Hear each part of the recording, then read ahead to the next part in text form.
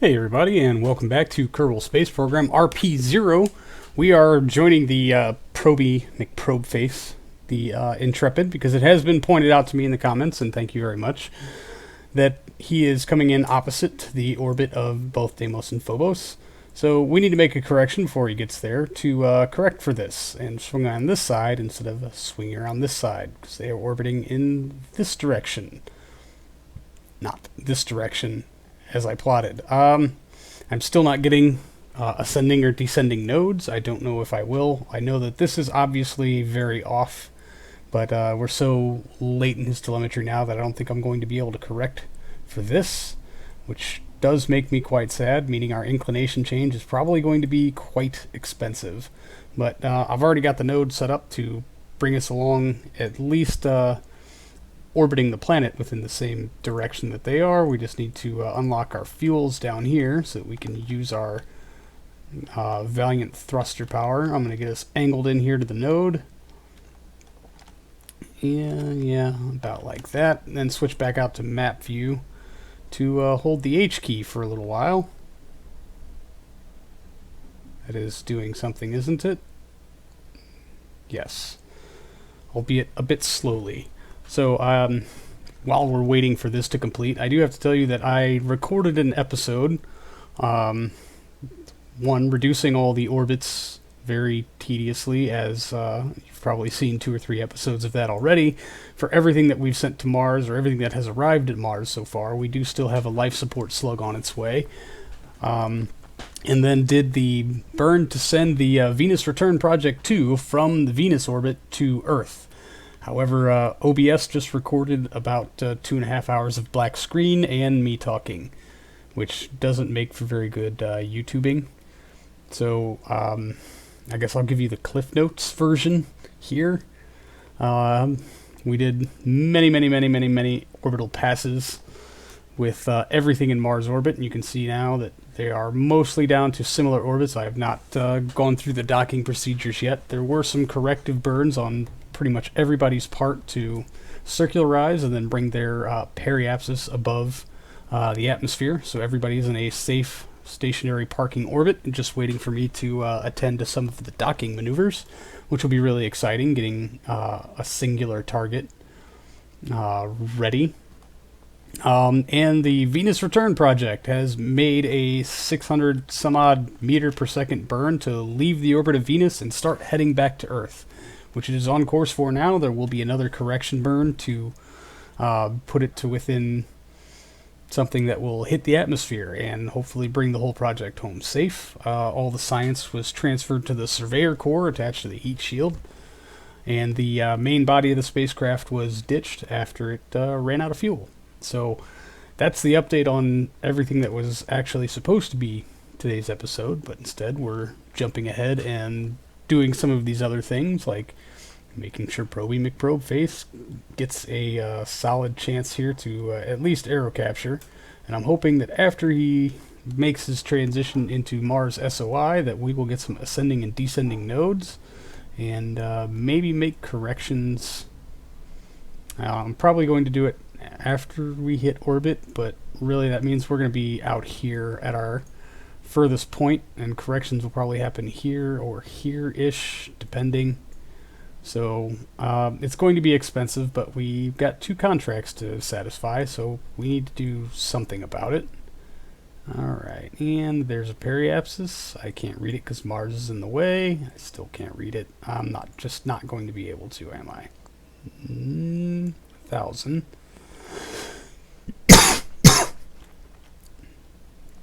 Alright, and he's pretty light, so I feel like 41 is a good altitude to shoot for. We will probably not hit that altitude.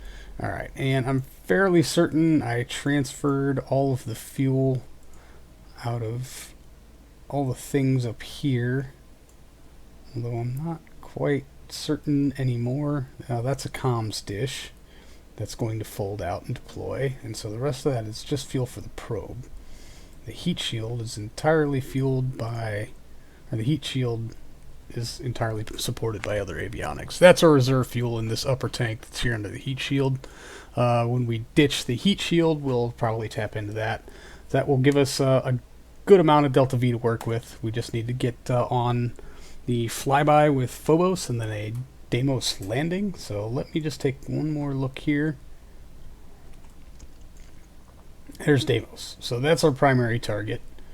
There's Phobos. So if we could just get our inclination right to where we cross paths with both of them on an eccentric enough orbit, given a long enough timeline, we should be able to just do a brief flyby of Phobos.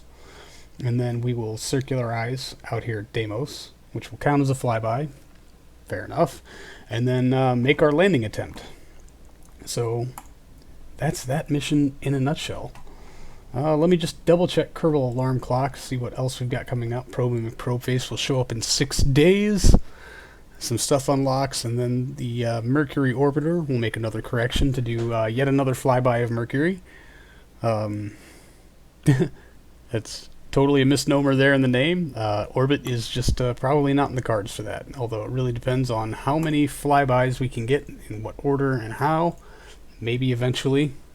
I mean, we've got almost an unlimited timeline, so I'm going to take a quick save here just to make sure. Any minute now. Okay, maybe it already popped up, or maybe it didn't.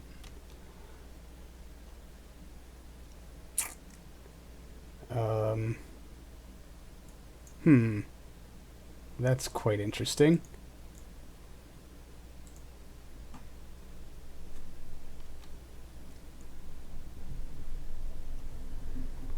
There it is. Quick saving. Thank God. Alright. So, for the time being, I guess we're going to get to some of these docking maneuvers. And it looks like the liquid fuel slug is very close to Mars Station in their orbits. That's probably going to be our first objective. So, let's switch to the Mars Station. Switch to. Alright, and here we are. It seems I left a fuel tank unlocked. That's no good. We do have a little fuel in here. I should probably... I'm going to transfer it to the bottom tank just to localize our resources.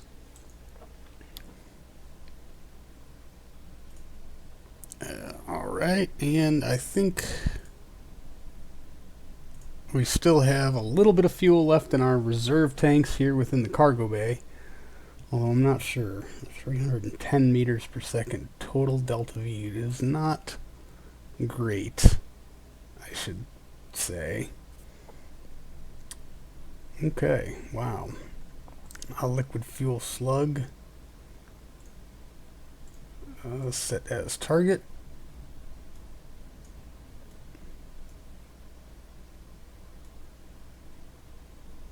Man, it looks like it can't decide if that's going to be a good encounter or not. But we're about to blow right past it anyway, so let's time warp. And that should be our doors opening. There we go. Oh man. we're gonna take this fuel out and put it in something that's a little bit more accessible. Or should I just leave the cargo doors open? We're just gonna leave the cargo doors open. I'm gonna leave that locked as last minute fuel for docking and things, although it really just is not very much fuel. That's fantastic. Alright, so let's see what happens to our node if we just kind of breeze past this one, if it gets a little closer. No, it gets further. Pooh. I may have missed my window, because yeah, we're going faster because we're lower. Oh, are we lower for the entire orbit? Yeah, we sure are.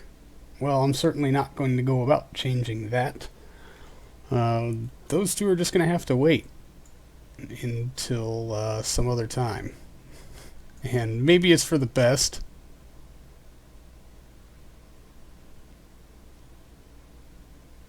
Although that is a fueling slug. So you know what? The fuel slug has lots of fuel. Let's switch to that and bring it to the station. And here's our liquid fuel slug. Thank goodness. It occurs to me that you guys didn't get to see the episode where the Mars station made its last several passes. I actually made a maneuver to take it deeper into the atmosphere. It was like a 2 meter per second correction. and so it didn't really take a lot of fuel, but after a couple of passes it almost deorbited the station. It came very, very close, which was absolutely horrifying to me. Alright, so I want to add a maneuver. We're going to slow you down.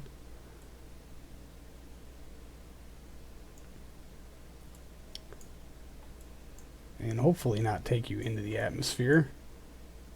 Although I can't read these numbers, Mars, you're too dang bright. Ooh, 136. That's almost uncomfortably low.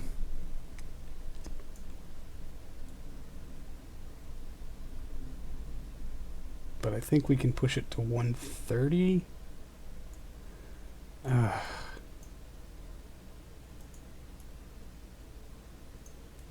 Wait a minute. I don't know what number. Okay. Well. Right. Because we need to start catching up to the station is basically what it means. So maybe we're just going to face to the node and light the engines. Bring that down.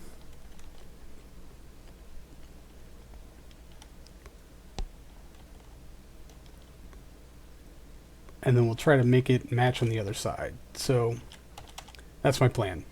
We'll see how it works in Time Warp. And switching out now to new me, who is very grateful that he did not have to talk all the way through this at least hours-long docking process. It was, however, by far my most efficient docking process. All the nodes were relatively small. I think the biggest one was like 20 meters per second.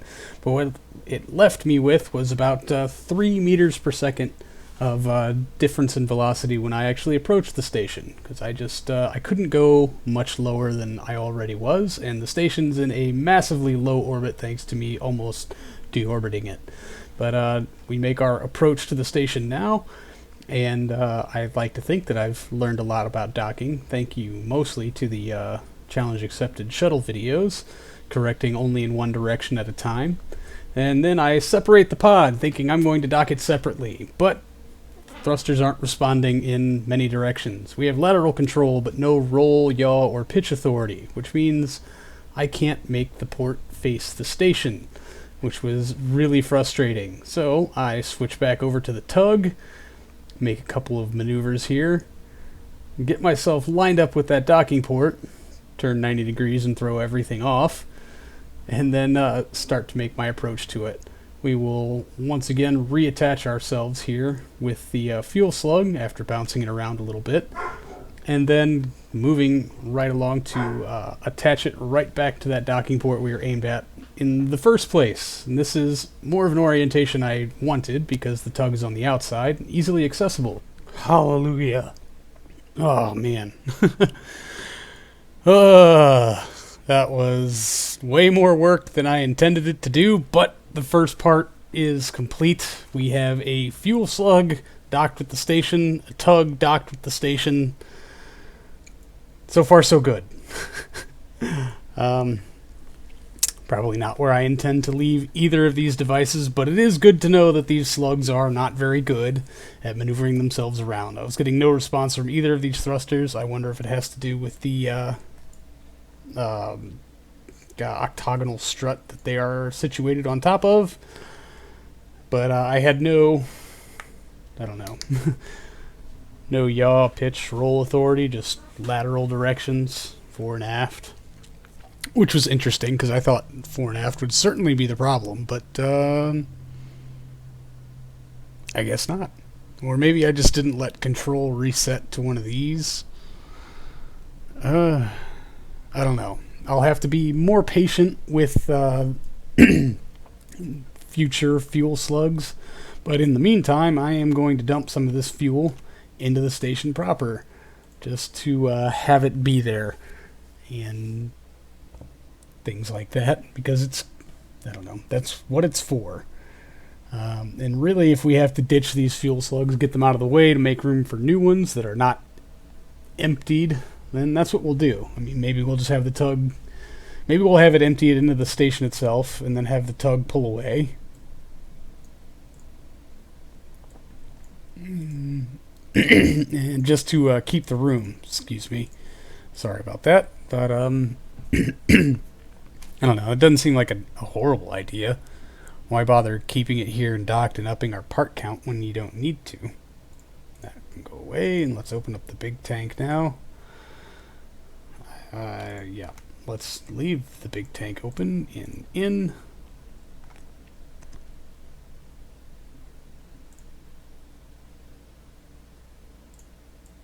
And you know what? Let's go ahead and fill our reserve cells here.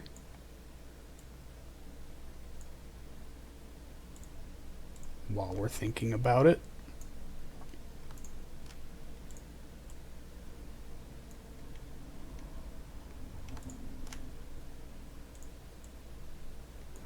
Alright, and that's our main tank. Yep, okay.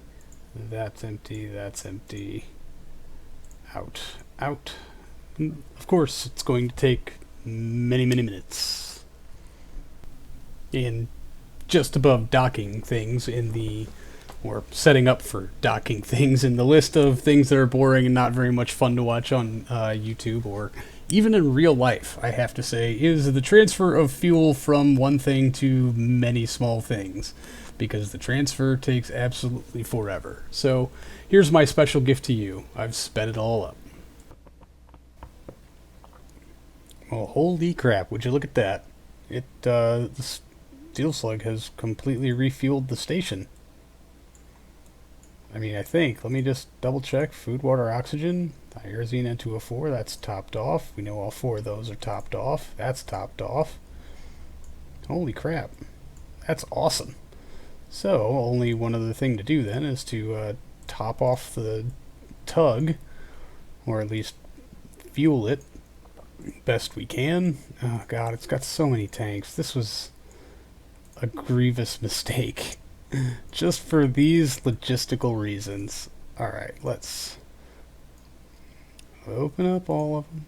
Yeah, I'm pretty sure this is going to empty the tug. God, I hope it empties this tug. Or empties the slug. I hope this tug is enough to drain the slug. I'll crush the bug. Hidden under the rug. Because he stole my mug.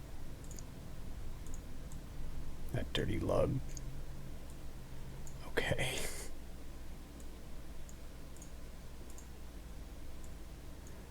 Out, out. Yeah, this will be well more than enough to drain this fuel slug. But it will take forever.